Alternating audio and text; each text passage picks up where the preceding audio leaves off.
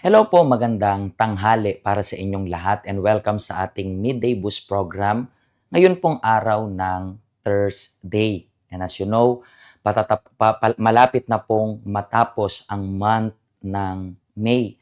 And then magsisimula tayo ng panibagong month. Ito yung month of June na kung saan dapat maayos natin yung mga priorities natin. When we talk about ganitong mga bagay, alam nyo po na dito sa mundong ito, maraming mahalaga. At hindi natin sinasabi na when we talk about priorities, ano bang ibig sabihin nun? Kasi as you know, ngayon, pinagpapatuloy pa rin natin yung pinag-uusapan natin sa book ng The Ministry of the Holy Spirit. Pinag-uusapan natin yan and then tinatapos na rin natin yung book na yan. Most probably, mga 2 weeks na lang natin yan mapag-uusapan or 1 week, hindi ko alam. Pero ano po ba yung magiging topic natin? If you have yung book ng The Ministry of the Holy Spirit, pwede nyo pong buksan sa page 72 hanggang 73.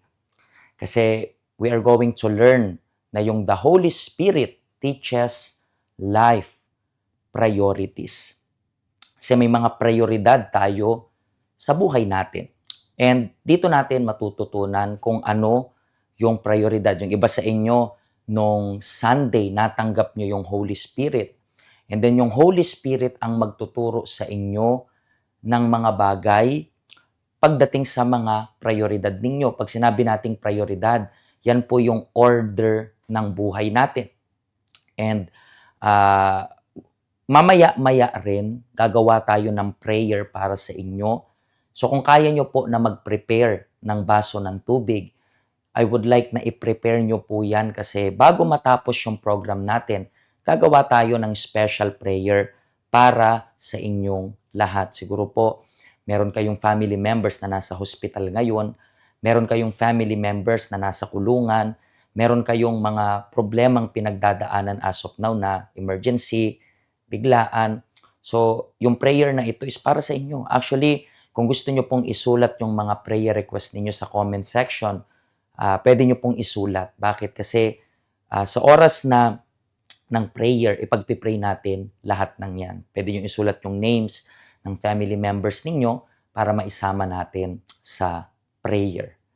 And talking about yung priority nga ng buhay, kasi yan yung pag-uusapan natin, tingnan po natin ngayon itong nakasulat sa salita ng Diyos. Nakasulat dito sa libro ng Lucas, chapter 10, mula verse 38. Nakasulat dito po. Nagpatuloy si Jesus at mga tagasunod niya sa paglalakbay at dumating sila sa isang nayon or bayan. Okay?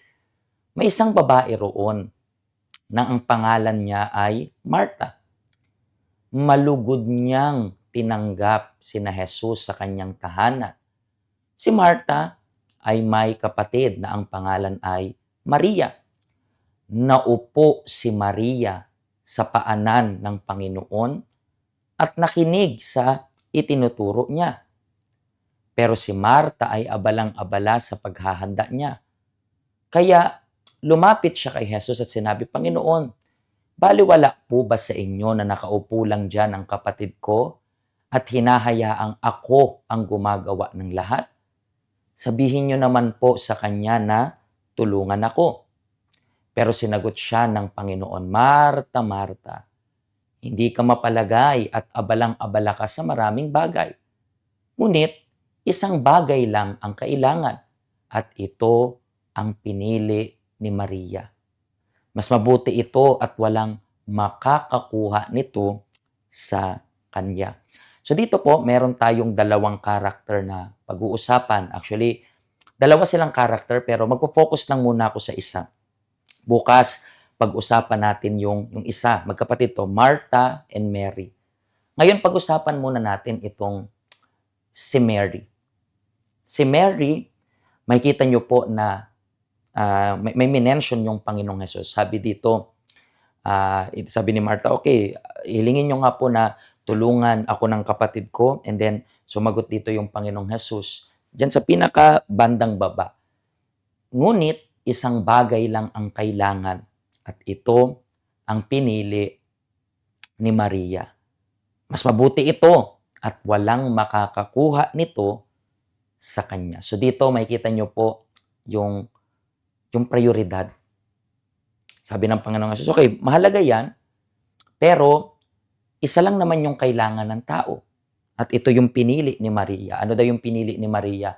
Makinig sa salita ng Diyos. Mga kaibigan, pag sinabi nating makinig sa salita ng Panginoong Jesus, yung Bible is available na po para sa inyo. Pero minsan, hindi natin binabasa yung salita ng Diyos.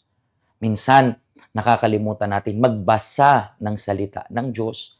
And dyan papalo yung question na, ano ba yung prioridad mo talaga? Ano ba yung prioridad na pinaka-importante para sa iyo? Kasi ang pinakakailangan natin is yung relationship natin sa Panginoon. Alam nyo po na this coming Sunday, meron tayong Day of Rescue. Hindi ko sinasabing kailangan mo ng saklolo, pero baka may kakilala kang kailangan ng saklolo ng Diyos. Sila yung klase ng tao na dati malapit sila sa Panginoon, pero dahil na nakalimutan nila yung main priority nila, kasi hindi naman sinasabi namin hindi mahalaga na magtrabaho, hindi mahalagang kumita. No, yung mga bagay na yan ay importante. Pero siguro nakakalimutan nila yung pinaka-importante, which is yung pinili ni Mary. Maging Mary ka po, na alam mo na ang priority mo is yung relationship mo sa Panginoon. Na kapag una yung Diyos sa buhay natin, lahat ng nasa baba natin ay to follow na lang. Kunin niyo po ito bilang lesson para sa inyo. This coming weekend, bisitahin niyo po yung health center natin. Ito po yung ating address. Ito po yung ating helpline. Nandito po yung lahat. So, feel free to contact us whenever you want. Okay? Gagawa na rin po tayo ng prayer ngayon. So, kung handa na po yung baso ng tubig ninyo, pwede nyo pong hawakan. Kung hindi pa po handa, i-pause nyo muna ako ngayon. Kunin nyo yung tubig ninyo. And then, balikan nyo na lang po ako maya-maya. And then, ipi-play nyo na lang po. Okay? Let's make itong prayer na ito. Kung kaya po, please, ipikit nyo po yung mga mata ninyo. Panginoong Diyos, sa pangalan ni Jesus, all of us, meron kaming priorities. Wala naman sigurong taong nabubuhay na walang priority. Pero ang problema, baka yung tunay na priority, yun yung nakakalimutan namin. Minsan nagtataka yung taong ito kung bakit parang lagi siyang malungkot. Siguro laging nagtataka yung taong ito bakit parang lumbay na lumbay siya. Bagsak. Kasi nakakalimutan niya yung pinaka-importante, which is yung pinili ni Mary. Hinihiling ko, Panginoong Jesus, na basbasan mo yung tubig na to para sa oras na inumin to ng taong ito, manunumbalik yung kanyang kalakasan. Sa oras na inumin niya yung tubig na ito, makakabalik siya sa presensya mo. Siguro, hindi niya alam kung ano yung priority talaga. Akala niya, ang priority is yung family. Pero hayaan mo na this coming Sunday, sa Day of Rescue, manumbalik yung taong ito. Hinihiling ko rin, Panginoong Jesus, lahat ng prayer request na nakasulat sa comment section. Prayer request ng nanay para sa anak, prayer request ng anak para sa magulang, prayer request ng bawat taong ito para sa buhay nila. So, Panginoong Jesus, I bless and I consecrate yung tubig rin nila. Siguro may family members sila na nasa ospital. Siguro ngayon mayroong emergency na na-receive silang tawag. Or siguro ngayon, yung employer nila, iba yung trato sa kanila. Hayaan mo na itong tubig na ito ay magbigay ng lakas at katatagan para sa kanila.